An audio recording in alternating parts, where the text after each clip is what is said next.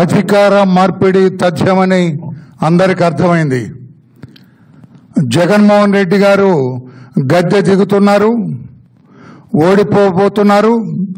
4వ తారీఖున ఉదయం 10 గంటలకు అది అందరికీ తెలిసిపోతుందని రాష్ట్ర ప్రజలందరికీ అర్థమైంది, అధికార గణానికి అర్థమైంది. అందరికీ తెలిసిన నేపథ్యంలో ఈరోజు ఒక ప్రత్యేక పరిస్థితుల్లో ఈరోజు నేను ప్రెస్ మాట్లాడటానికి మీ ముందుకు వచ్చాను ఫ్రెండ్స్. ఎందుకంటే మనం చూసాం, మొన్న తెలంగాణలో అధికార మార్పిడి జరుగుతున్నప్పుడు ఏం జరిగిందో మనకు తెలుసు. టెలిఫోన్ ట్యాపింగ్ గురించి మనకు తెలుసు. ఇంపార్టెంట్ ఫైల్స్ అన్ని దగ్ధం చేసిన సంగతులు మనకు తెలుసు.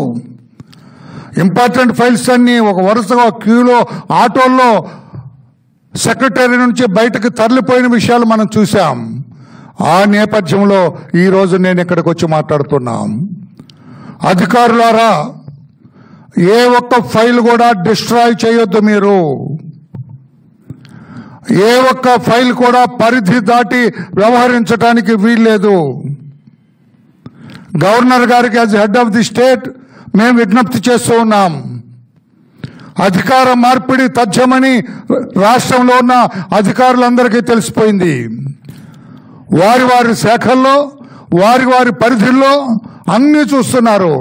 అంత 5 ఏళ్లుగా నడిచిందంతా తప్పుల తడక, తప్పుల విధానం నడిచింది. మరలా చంద్రబాబు నాయుడు గారు లాంటి ఒక మేధావి, అనుభవజ్ఞుడు, పరిపాలనలో పండిపోయిన వ్యక్తి అధికారంలోకి వస్తే తమ లొసుకులన్నీ బయటపడతాయి, తమ తప్పులన్నీ బయటపడతాయన్న ఉద్దేశంతో అందరు అధికారులందరూ కూడా ఆతృతగా ఉన్నారు, తొందరపడుతూ ఉన్నారు.